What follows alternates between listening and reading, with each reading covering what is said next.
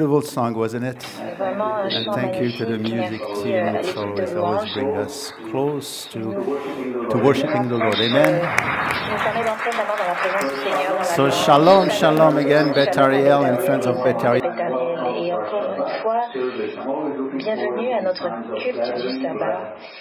J'attends toujours avec hâte ces rassemblements parce que c'est comme un échantillon, une illustration vivante de ce que nous allons expérimenter dans l'éternité. C'est un repos, un sabbat éternel avec le Seigneur, sans obstacle, où nous allons sans cesse apprendre, découvrir, explorer. Amen. Lorsqu'on considère ce qui arrive autour de nous dans le monde aujourd'hui, avec tous ces conflits, on dirait que ce temps que nous allons passer dans l'éternité n'est pas si loin de nous. Il est proche. En ce qui concerne les nouvelles d'Israël et les prophéties de la fin des temps, il y a quelque chose qui est de plus en plus évident, c'est qu'il y a de plus en plus de personnes juives qui veulent se rapprocher du mont du Temple, là où se tenaient le premier et le deuxième temple, et où sera construit le troisième temple avant la deuxième venue du Messie de Yeshua. Durant la dernière fête de Shavuot, dimanche dernier, il y a eu le plus grand nombre de visiteurs juifs qui se sont rendus sur le mont du Temple, 2600 juifs. C'est un record pour le plus grand nombre de juifs présents à cet endroit en une journée depuis la destruction du temple il y a 2000 ans en 70.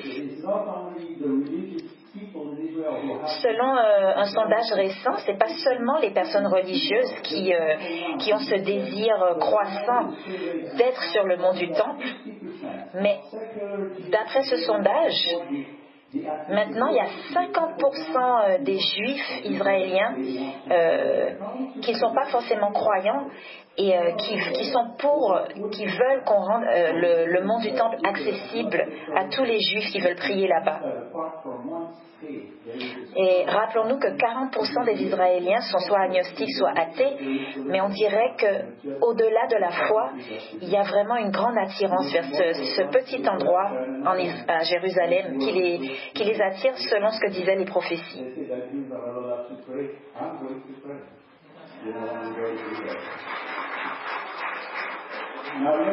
Donc lui, il disait, Pasteur Jacques, que lui, quand il va aller là-bas, il part demain, il va pouvoir prier là-bas.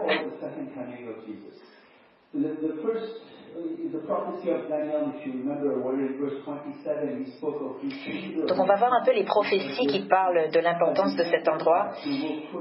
La première, c'est dans le livre de Daniel, au chapitre 9, verset 27, où on dit qu'il y a l'antéchrist qui va faire cesser les sacrifices et l'offrande.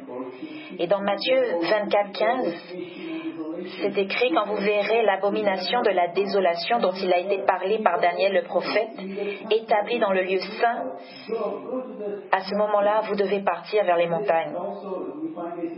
On trouve cette prophétie aussi dans 2 Thessaloniciens,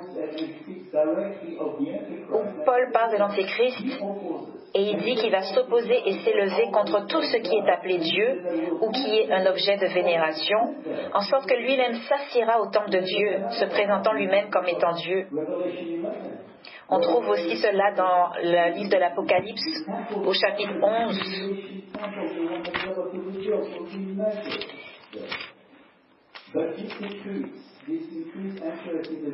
Et donc cet intérêt qui grandit, le fait que de plus en plus de Juifs s'intéressent au mont du Temple, c'est pas une bonne nouvelle pour la paix de Jérusalem. Parce que chaque fois qu'il y a un intérêt pour le mont du Temple, ça crée des troubles chez les Palestiniens. On voit qu'il y a de plus en plus d'attaques en Israël. Dernièrement à Tel Aviv, où 3 Israéliens ont été tués et une douzaine ont été blessés. En Cisjordanie, à la bande de Gaza, il y a eu des attaques et pour la sainteté d'Al-Aqsa, la sainteté d'Al-Aqsa apparemment avait été menacée et il y a eu des attaques là-bas. Et donc il va y avoir de plus en plus de tensions dans cette ville, dans ce petit endroit, selon ce que nous disent les prophéties de la Bible. Mais maintenant, nous allons nous tourner vers l'évangile de Marc et voir quelles sont les premières paroles de Yeshua dans cet évangile. Parce que ces premières paroles vont donner le contexte pour le reste de sa mission.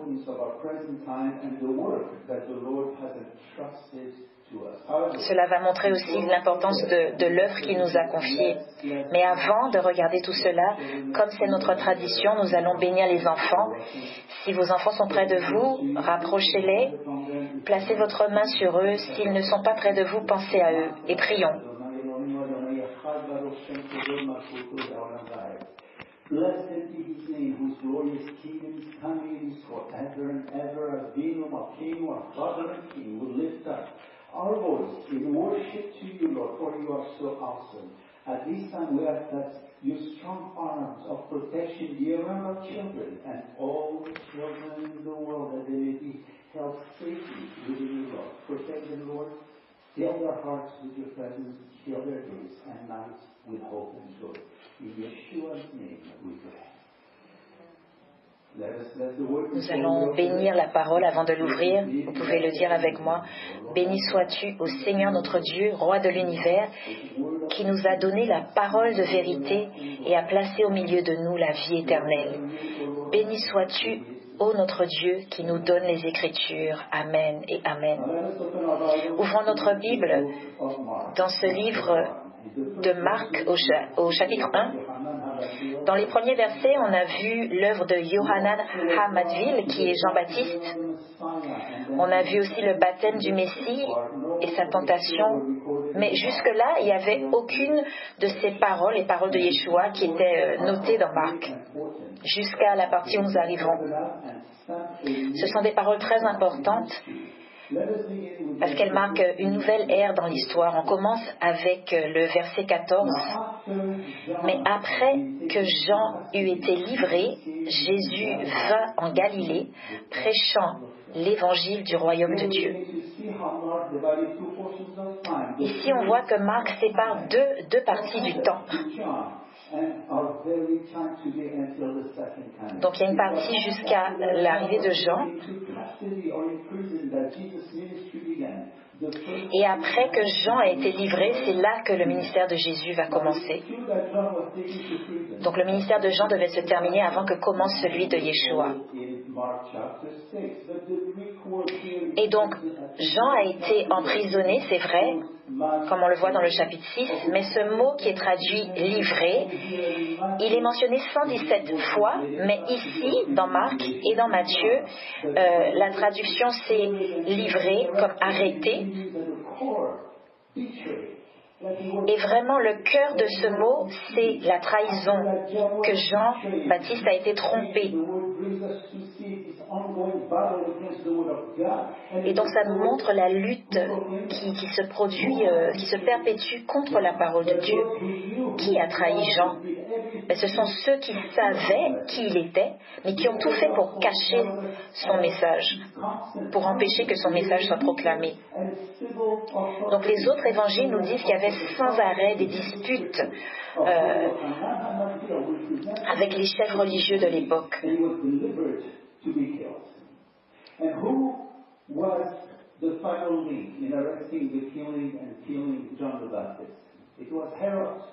Et donc il y avait beaucoup de luttes par rapport à ce que représente Jean-Baptiste, et c'est ce qui est arrivé aussi au Messie. Mais qui a été le dernier lien qui a causé l'arrestation de Jean-Baptiste? C'est Hérode. Et on parle d'Hérode, les historiens parlent d'Hérode, notamment Joséphus, qui est un historien du 1er siècle. Et il dit que les pharisiens avaient peur de Jean-Baptiste à cause de l'influence qu'il avait sur les gens de l'époque.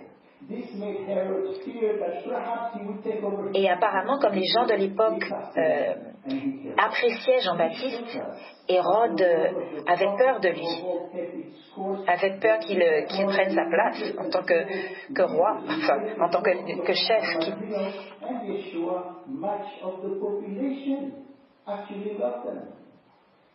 Et donc on voit que de la même manière que ça s'est passé pour Yeshua, les gens aimaient Jean-Baptiste, mais ça dérangeait les chefs religieux et les chefs de l'époque.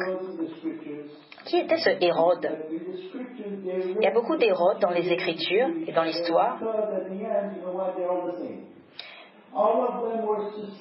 mais ils sont tous pareils, ils étaient tous très méfiants, très certainement parce qu'ils savaient, tous ces Hérodes, qu'ils n'étaient pas censés gouverner, ils n'étaient pas censés régner sur le territoire d'Israël parce que la ligne de leur famille n'était pas éligible pour ça. Ils n'étaient pas juifs, mais ils venaient d'Édom.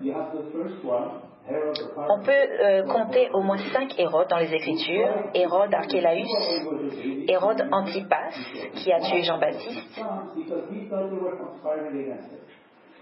He had many children who also carried the title of Herod. Another one is Herod Archelaus, who apparently was worse. Il y a Hérode le paranoïaque, qu'on appelait aussi Hérode le Grand, qui a fini par tuer Yeshua, mais qui a tué aussi des membres de sa famille. Hérode Philippe le deuxième, Hérode Agrippa II. Et puis ensuite on parle de plusieurs princesses dans la maison d'Hérode jusqu'à ce que tous les membres de cette famille disparaissent. Concernant Hérode Antipas, il y a une certaine ironie. Dans Marc, au chapitre 6, verset 14, ça commence en disant « Et le roi Hérode ». Mais il n'a jamais eu le titre de roi. C'est ce qu'il voulait. Il voulait vraiment être roi. Il a même demandé à César Tibère de lui donner ce titre de roi, mais il ne l'a jamais eu. Et César Tibère en a eu tellement assez avec lui qu'il l'a renvoyé, il l'a exilé. Et on n'entend plus parler de lui après le chapitre 6.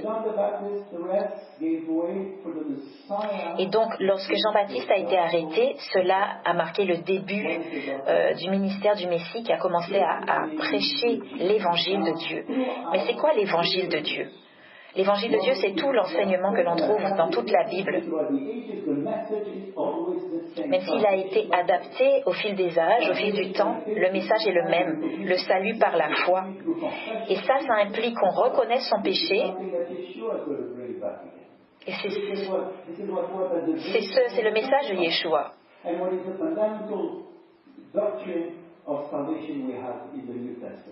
C'est une doctrine fondamentale du salut dans le Nouveau Testament. C'est de reconnaître son péché, de confesser son péché. Au temps de Jésus, il fallait qu'on mette encore plus en lumière la parole de Dieu, le message de la parole, parce qu'à cette époque, on s'était éloigné de l'enseignement de la parole, notamment avec les pharisiens, les sadducéens, les esséniens, qui avaient qui avaient instauré de nouveaux préceptes qui n'avaient rien à voir avec la parole.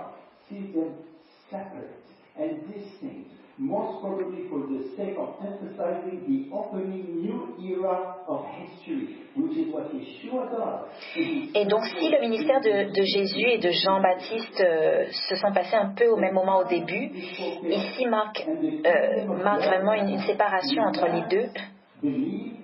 C'est une nouvelle ère. Et les premiers mots de Jésus, dans le verset 15, « Le temps est accompli et le royaume de Dieu s'est approché, repentez-vous et croyez à l'Évangile. » Donc il y a deux éléments importants. D'abord, le temps est accompli et ensuite, repentez-vous et croyez à l'Évangile.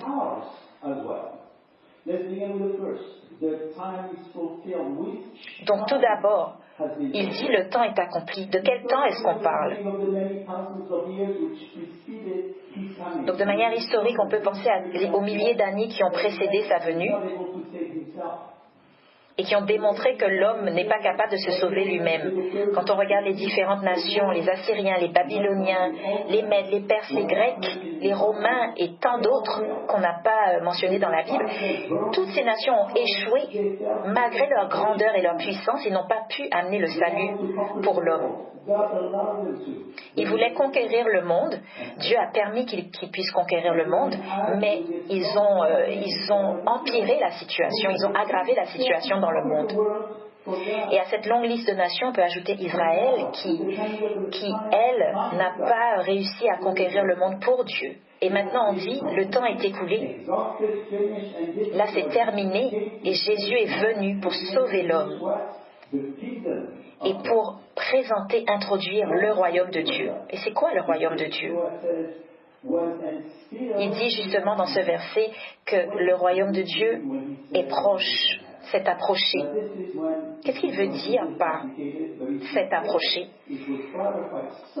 Ça peut devenir un peu compliqué, mais si on arrive à comprendre ce que ça veut dire, ça va clarifier tellement d'éléments. La difficulté, c'est que Jésus parle du royaume de Dieu comme un royaume qui est déjà présent, et c'est vrai, spirituellement, pour les croyants, à cause de la semence qui a été plantée dans nos cœurs et sa présence en nous par le Saint-Esprit. Mais d'un autre côté, Jésus parle du royaume de Dieu comme un royaume futur, un royaume physique et spirituel dans les temps messianiques, dans l'éternité. Je vais vous montrer un verset, Matthieu 12, 28. Ça dit, « Mais si moi je chasse les démons par l'Esprit de Dieu, alors le royaume de Dieu est parvenu jusqu'à vous. » Donc ça veut dire que le royaume de Dieu est déjà là. Mais ailleurs, dans Luc 22, 18, il dit, « Car je vous dis que je ne boirai plus du fruit de la vigne jusqu'à ce que le royaume de Dieu soit venu. » Donc ça veut dire que le royaume de Dieu doit venir. Donc, d'un côté, le royaume de Dieu est présent en nous et a été établi à sa première venue. Il sera physiquement établi lors de sa deuxième venue. Et donc, ça explique beaucoup de choses autour de nous et ça nous permet de penser à un troisième royaume dont parle la Bible. Un royaume qui vient entre les deux, entre la première et la deuxième venue, et c'est le royaume de ce monde. Si vous vous demandez parfois pourquoi les choses sont si difficiles, pourquoi l'homme éprouve tant d'épreuves, de difficultés, c'est parce qu'on vit avec deux royaumes parallèles, le royaume de Dieu et le royaume du monde, qui existent côte à côte. Et c'est très bien expliqué par Paul dans 2 Corinthiens au chapitre 4, verset 4, quand il appelle Satan le Dieu de ce siècle. Et là, Satan est appelé Dieu un peu comme Hérode voulait être appelé roi. Parce qu'il n'y a pas d'autre Dieu à part le Créateur. Et c'est là qu'on voit le conflit entre ces deux royaumes. Cette lutte, elle se reflète aussi dans le croyant, chez le croyant, entre l'ancienne nature et la nouvelle nature. Lorsqu'on découvre Yeshua et qu'on est sauvé, l'ancienne nature ne disparaît pas pour autant. Parce que le nouveau royaume n'est pas encore arrivé. Et donc on a ces deux natures en nous. Comme le royaume de Dieu et le royaume du monde existent côte à côte. Yeshua, Jésus en a parlé dans la parabole du blé et de l'ivraie, le blé la mauvaise herbe. Le blé représente le croyant, l'ivraie les non-croyants, et ils vivent ensemble côte à côte. Ils sont tous les deux dans ce monde, mais appartiennent à deux royaumes. Il a donné aussi la parabole du grain de moutarde qui montre que le royaume du monde va grandir et devenir de plus en plus fort jusqu'à ce que Jésus revienne. Et c'est ce qu'on voit arriver autour de nous. Donc si on reconnaît qu'il y a ces deux mondes parallèles, on comprend mieux la guerre spirituelle qui a lieu autour de nous. D'un côté, il y a la promotion du mal, on élève le mal, et de l'autre, on se bat pour la vérité biblique. De même, il y a une lutte entre ceux qui sont pro-vie, qui veulent la survie du fœtus, par exemple, parce que la Bible considère un être humain, et d'un autre côté, il y a ceux qui sont soumis au Dieu de ce siècle et qui se battent pour ce qu'ils appellent la liberté de choix. Il y a une grande lutte entre ceux qui veulent minimiser cette institution de la famille et veulent promouvoir des unions qui ne sont pas en accord avec le Seigneur, même des unions que les Assyriens, les Cananéens ne toléraient pas. Cette lutte, elle va continuer. de plus en plus, et c'est un signe de la fin des temps. These two aspects of the kingdom of God has caused many problems within Christianity and has divided in fact Christianity. Et ces deux aspects du royaume de Dieu, ils ont divisé même les croyants au sein de l'Église pendant longtemps. God has arrived right after the resurrection of Jesus. And at this point, they thought Les pères de l'Église pensaient the church was to convert the whole world. qu'après la résurrection de Jésus, Satan avait été lié et qu'Israël n'en avait plus besoin d'Israël parce que c'était le temps de l'Église.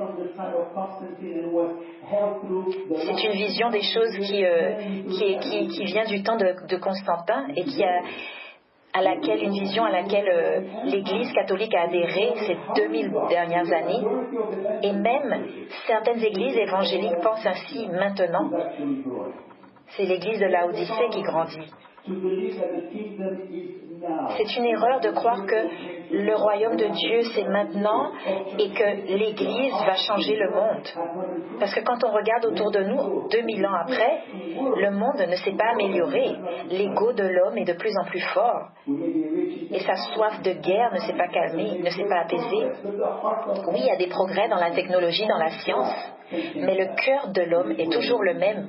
Et il n'y a que Dieu qui peut changer ça. Et il va le changer lorsque Jésus va revenir. Je voudrais partager une information avec vous que j'ai lue cette semaine. J'ai lu que pour la première fois, dans le monde, il y a 100 millions de personnes qui ont dû quitter leur terre de réfugiés en Éthiopie, au Burkina Faso, au Myanmar, au Nigeria, en Afghanistan, au Congo, en Ukraine. Donc ça nous montre que le royaume de Dieu n'est pas encore arrivé.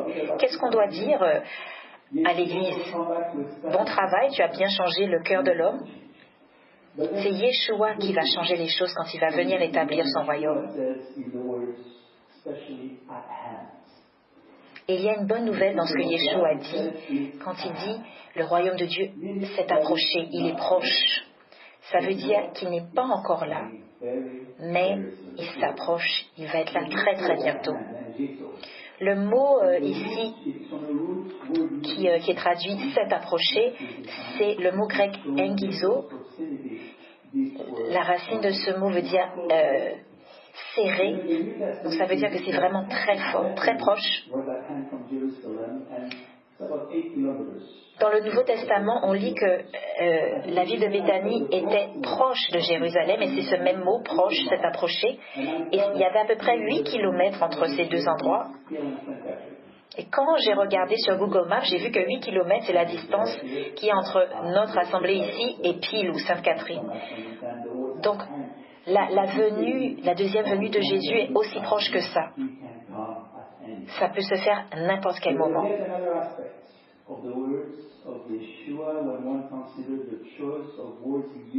Et un autre aspect dans les paroles de Yeshua qu'on doit considérer, c'est lorsqu'il utilise le mot temps. Quand il dit le temps est accompli, le mot pour temps ici c'est kairos, qui veut dire quelque chose, un temps spécifique, un temps décisif, un moment décisif. C'est pas la même chose que le mot chronos.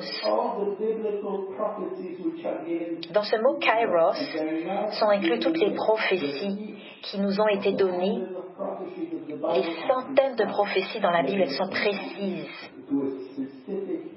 Elle parle d'un temps spécifique.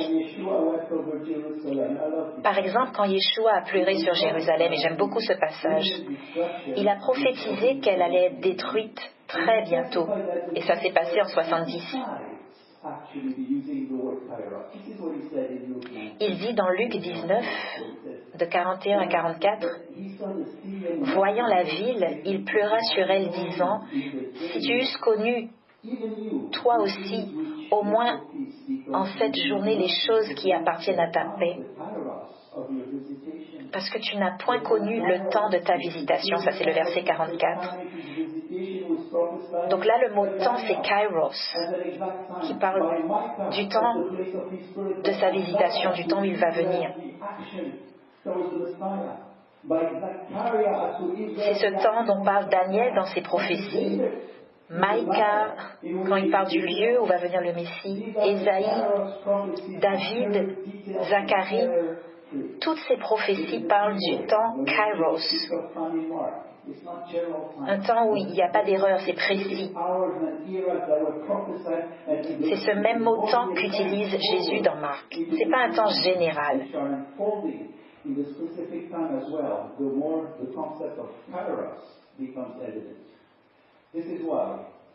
Et plus on avance, plus on voit que ces prophéties de la fin des temps se réalisent et que ce temps dont parle Jésus, c'est vraiment un temps précis.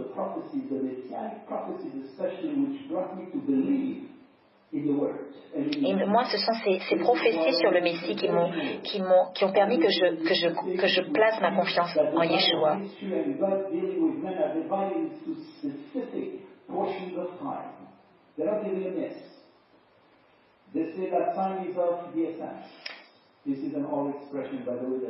Donc on dit, il y a une expression en anglais, time is of the essence. En français, ce serait le temps presse. Et c'est une expression qui veut dire que il y a un temps précis à respecter, une date limite lorsqu'on signe un contrat, par exemple. Et c'est pas le mot chronos, parce que le mot chronos ne s'applique pas aux prophéties. Parce que chronos, en anglais, ça serait utilisé comme dans l'expression time at large, ou temps libre en français. Là, il n'y a pas vraiment de date limite. Et ce n'est pas le cas avec les prophéties.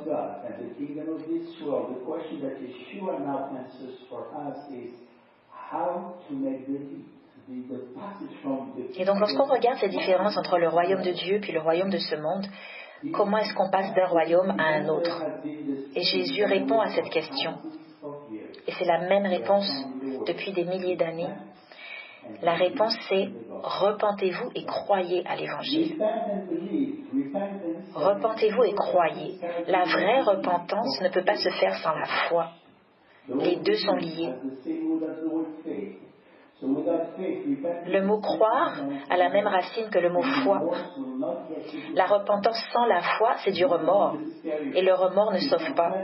Rappelez-vous, Judas Iscariote, il a confessé qu'il avait péché après avoir livré Jésus au prêtre. Mais cette repentance n'était pas accompagnée de foi. Donc pour qu'il y ait un vrai salut, il faut qu'il y ait les deux éléments. La repentance et la foi.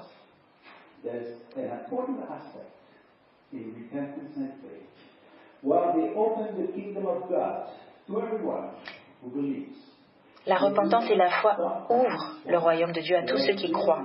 Mais il ne faut pas que ça s'arrête là. Il y a des éléments qui sont nécessaires pour grandir, pour que le croyant grandisse chaque jour, parce que le péché est toujours présent.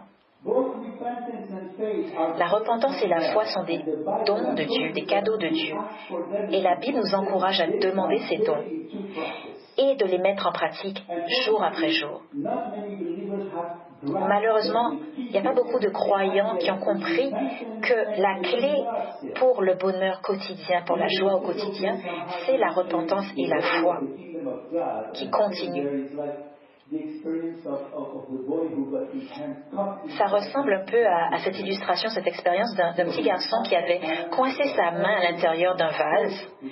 Ses parents essayaient de faire sortir la main avec de l'huile, avec du savon. Ils étaient prêts à briser le vase. Et là, le petit garçon a eu peur et il a dit, est-ce que ça aiderait si je lâche les pièces de monnaie que j'ai dans la main? Et malheureusement, c'est souvent comme ça avec nous. Nous avons du mal à lâcher prise, à laisser partir les choses de ce monde. Et la foi nous aide justement à ouvrir notre main et à lâcher les choses du monde. Jésus a dit, cherchez premièrement le royaume de Dieu et toutes choses vous seront données par-dessus, dans Matthieu 6, 33. Il sait à quel point nous tenons malheureusement à ces choses futiles du monde. Après ces deux versets puissants, les versets 14 et 15, dans Marc chapitre 1, là, les choses commencent à être plus lentes. Imaginez que vous êtes dans un train qui va à 300 km/h et tout d'un coup, brusquement, il ralentit à 30 km/h. Et là, vous êtes capable de voir les choses en détail. Pourquoi ce changement maintenant? c'est lié à l'élément humain, c'est lié aux croyants. Ici, pour la première fois, Marc va nous présenter les disciples. Et ils sont tellement importants pour Dieu. Chaque croyant est important pour Dieu. Que là, l'Esprit permet que Marc, il ralentit et il va prendre le temps de présenter ses disciples. Et vous et moi, nous sommes aussi importants pour Yeshua, tout comme les disciples. À l'époque, un disciple, il passait beaucoup de temps avec son maître, avec le rabbin. Il voyageait avec lui, il vivait avec lui, il l'imitait, il observait ses réactions. Et c'est pareil avec les 12 disciples, ils sont restés aux côtés de Jésus.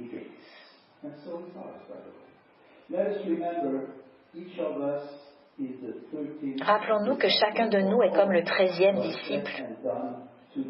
Tout ce qui a été fait, tout ce qui a été enseigné à ces 12 disciples, ça a été pour nous aussi. Chaque fois que Jésus a répondu à un pharisien ou à un scribe, chaque fois qu'il a répondu à leurs questions, les réponses étaient pour nous, pour les disciples, pour que les disciples entendent et pour nous aussi qu'on puisse apprendre. Parce qu'il connaissait le cœur de ses opposants, il savait qu'il n'allait pas changer. Donc lorsqu'il répondait à leurs questions, lorsqu'il prenait ce temps, c'était pour nous, pour notre enseignement.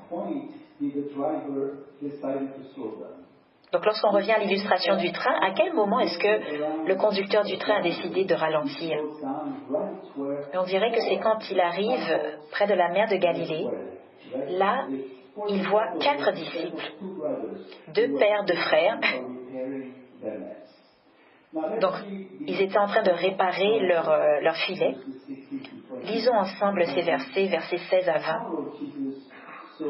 Et voyons comment ils ont décidé si rapidement de suivre Jésus. Et comme il marchait le long de la mer de Galilée, il vit Simon et André, le frère de Simon, qui jetaient un filet dans la mer, car ils étaient pêcheurs. Jésus leur dit, « Venez après moi, et je vous ferai devenir pêcheurs d'hommes. » Aussitôt, ayant quitté leur filet, ils le suivirent. Et passant un peu plus en avant, il vit Jacques, le fils de Zébédée, et Jean, son frère, et eux étaient dans la nacelle, raccommodant les filets. Aussitôt il les appela, et laissant leur père Zébédée dans la nacelle avec les gens, ils s'en allèrent après lui pour le suivre. Donc là, le premier qu'on voit, c'est Simon, que Jésus a appelé plus tard Pierre. Et c'est bien qu'il l'ait appelé comme ça, parce qu'il y a 9 Simons dans le Nouveau Testament. Donc il ne faudrait pas qu'on fasse d'erreur. Il y a Simon le frère de Jésus, Simon le zélote, Simon le lépreux, Simon le pharisien, Simon le magicien, Simon de Cyrène, Simon le père de Judas Iscariote. Donc on a donné un nouveau nom à Simon-Pierre, pour qu'il n'y ait pas de confusion avec un autre Simon. Et aussi parce que Pierre commençait une nouvelle vie avec le Seigneur. Lorsqu'on donne un nouveau nom à quelqu'un dans la Bible, c'est souvent parce qu'il y a une nouvelle vie qui commence.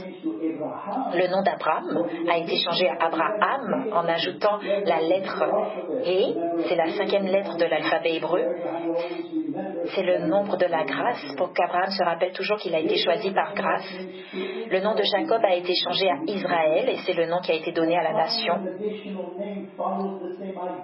C'est un peu la même idée pour le nouveau nom qui a été donné à Simon. Parce qu'il allait être le premier de cette nouvelle ère. Son nom, c'est Pétros, qui veut dire une petite pierre.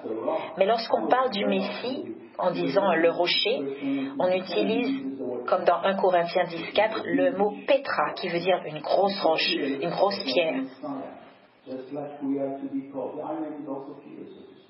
Donc, en quelque sorte, nous aussi, on a ce nom Pierre, Pétros.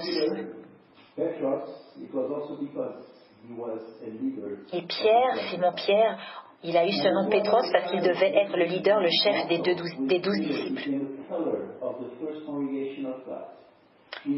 Jacques et Jean aussi, avec Pierre, sont devenus des piliers de la première assemblée, la première congrégation de Dieu. Il les a gardés proches près de lui pendant ses 3 ans de ministère. Pierre, Jean et Jacques étaient avec Yeshua sur le mont de la Transfiguration et plus tard dans le jardin de Gethsémani. Quant à André, il était l'évangéliste plus calme, plus discret. C'est lui qui a emmené Pierre, qui a vu d'abord Yeshua et qui a ensuite emmené Pierre. of history in Israel. Where the nation finally became or began. Donc ces quatre hommes, ces deux pères de frères, ont commencé une nouvelle phase, une nouvelle ère en Israël, où Israël allait finalement répondre à l'appel du Seigneur qui était d'être des prêtres pour les autres nations et que les non-juifs soient greffés à l'olivier. En parlant de surnoms, vous vous rappelez des surnoms que Jésus a donnés à Jacques et Jean? Il les a appelés les fils du tonnerre.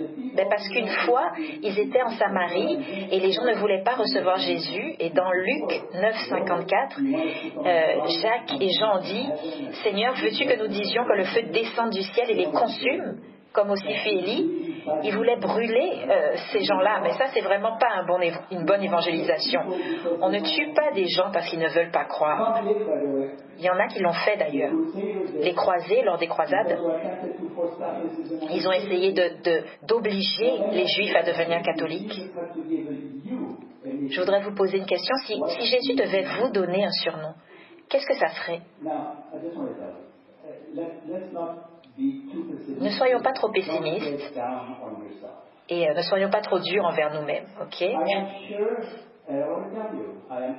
Je suis convaincu qu'il a un très beau nom pour chacun de nous parce qu'il y a quelque chose de beau au sujet de Jésus.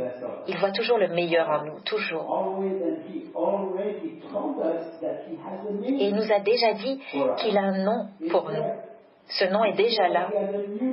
Il dit qu'il a un nouveau nom qui est écrit sur un caillou blanc et que personne ne le connaît jusqu'à ce qu'on le reçoive. Et vous avez ce nom parce que vous avez été sauvés, lavés, purifiés. Ça se trouve dans Apocalypse 2, 17. Avez-vous remarqué comment les disciples ont suivi Jésus rapidement? Jésus les a vus, ils se sont regardés. Dès que Yeshua a dit « Suivez-moi », ils ont tout lâché, tout abandonné, puis l'ont suivi. Mais laissez-moi vous dire que ça ne s'est pas exactement passé comme ça. On sait qu'ils se sont rencontrés avant.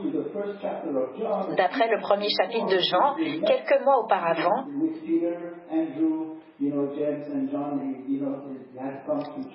Pierre, André, Jacques, Jean avaient déjà mis leur confiance en lui. Ils avaient été préparés par Jean-Baptiste. Et ils avaient déjà rencontré Jésus avant, mais pourquoi Marc n'en parle pas? Et il nous fait nous sentir mal parce que nous, on n'a pas suivi Jésus aussi rapidement. Il y a sûrement une bonne raison pour laquelle Marc met l'emphase sur leur réponse aussi soudaine. Peut-être pour créer un contraste avec la réaction de ceux qui étaient des érudits, qui étaient éduqués, les pharisiens, les sadducéens. Eux, ils ont répondu de manière négative, alors qu'ici, on a des personnes qui sont moins instruites, des pécheurs, et qui répondent rapidement. Et avant eux, c'était les bergers. Maintenant, les pécheurs. Tous ceux qu'on considérait comme la classe inférieure à l'époque. Et regardez comment Jésus rend les choses tellement simples pour eux, pour qu'ils puissent le suivre. Il dit « Suivez-moi et je ferai de vous des pécheurs d'hommes ». Ça démontre d'ailleurs une petite note d'humour et une personnalité plaisante. C'était facile de le suivre. Cette phrase « pécheur d'hommes », c'était une phrase qui était connue dans le monde grec et juif de l'époque. Du côté juif, dans les écrits des Esséniens,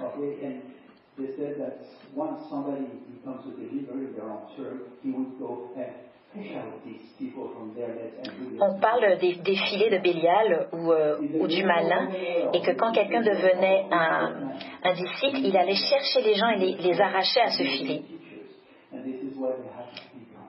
Et dans le monde grec, le pécheur d'hommes, c'était celui qui était enseignant. Et c'est ce que Jésus voulait faire d'eux, les enseignants. Et les pécheurs Ces hommes que Jésus a appelés, ils étaient peut-être pas aussi éduqués, mais ils avaient une expérience en tant que pêcheurs que d'autres n'avaient pas. Moi, j'ai regardé des sites web d'associations de pêcheurs et ça m'a fait penser beaucoup comme si j'avais l'impression de lire un commentaire du livre de Marc. Parce qu'une première exigence qu'on doit avoir pour être pêcheur, c'est la patience. Parce qu'un pêcheur passe plus de temps où il n'est pas en train de pêcher que le temps où il passe à pêcher. Pendant le temps où il ne pêche pas, il est en train de chercher des moyens d'améliorer son talent de pêcheur, sa technique pour attraper les poissons.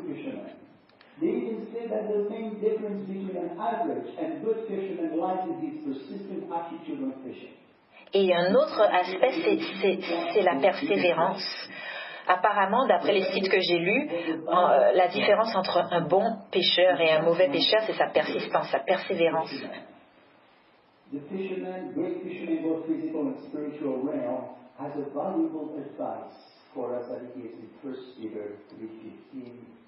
Donc, dans 1 Pierre chapitre 3 verset 15, Pierre dit « Sanctifiez le Seigneur, le Christ dans vos cœurs, et soyez toujours prêts à répondre avec douceur et crainte à quiconque vous demande raison de l'espérance qui est en vous. » On doit connaître celui en qui nous croyons. On doit être capable de défendre notre foi avant de commencer à pécher.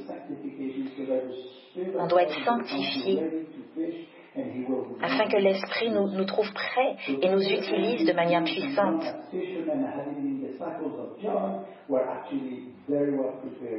Donc Pierre, André, Jacques et Jean, en tant que pécheurs, et parce qu'ils ont été disciples de Jean-Baptiste, ils étaient prêts. Et Jésus leur dit « Suivez-moi ». En entendant ça, ça devait vraiment être des paroles puissantes qui sortaient de la bouche de Yeshua. Et tellement de fois, dans les évangiles, Jésus nous demande de le suivre. 21 fois, il nous dit « Suivez-moi ». Son désir, c'est que chacun de nous puisse le suivre, toujours, pas juste 1 ou 2 fois par semaine. S'il voulait qu'on le suive juste de temps en temps, il aurait dit « Oh, gardons le contact, appelle-moi quand tu as 1 minute. » Mais suivez-moi, ça veut dire apprenez de moi, vivez avec moi, observez-moi, apprenez comment je fais et apprenez un style de vie en m'observant. Imitez-moi. Et pour finir, j'aimerais qu'on regarde un court passage dans les Épîtres qui nous explique comment devenir de bons pécheurs d'hommes. C'est dans Éphésiens, chapitre 4, versets 22 à 24. Donc, dépouillez-vous du vieil homme qui se corrompt selon les convoitises trompeuses. Soyez renouvelés dans l'esprit de votre entendement et d'avoir revêtu le nouvel homme créé selon Dieu en justice et sainteté. Donc la première chose, c'est qu'on nous dit de se dépouiller. Un peu comme si on portait une chemise confortable pendant longtemps, il faut l'enlever. Ensuite, il dit « Soyez renouvelés dans l'esprit de votre entendement ». Ce mot « entendement », c'est ce qu'on comprend. Quand on devient un croyant, on a une nouvelle compréhension, une nouvelle intelligence des choses qui se passent autour de nous, notamment le péché, le mal. Et on comprend la réalité de la puissance de Dieu qui nous conduit dans la vraie justice et la sainteté. Lorsqu'on obtient le salut, il y a un grand changement qui se procure en nous.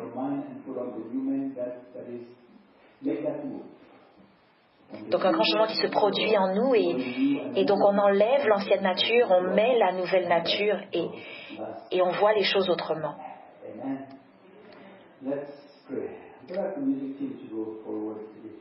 Et donc le Saint-Esprit renouvelle notre intelligence. C'est ce qui se passe lorsqu'on fait partie du royaume de Dieu.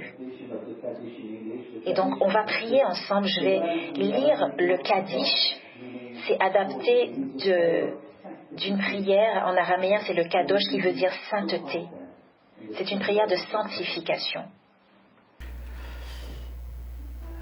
Veitkadal veitkadash shemeraba. May the great name of the Lord be magnified and sanctified in the world which he created according to his will. May his kingdom rule and redemption take seed. May he lead his Messiah into our path during our days and through the life of the whole house of Israel and the life of all believers, doing so quickly and soon. May his name be blessed, praised, made known, exalted, elevated, and honored. And may the blessed name of the Holy One be above all blessings and hymns, praises, and consolation that are given in the world. May it brings us to heaven, great peace, health, redemption, abundance, life, fullness, health, consolation, freedom, healing. Heavenly Father, I pray that you put your hand upon each and every one present here and online. Give them peace, heal them, and bring them closer to you, that you might bless them even more. And to the congregation, the Lord bless you and keep you. The Lord make his face shine upon you and be gracious to you. The Lord lift up his countenance upon you and give you peace. Amen and amen.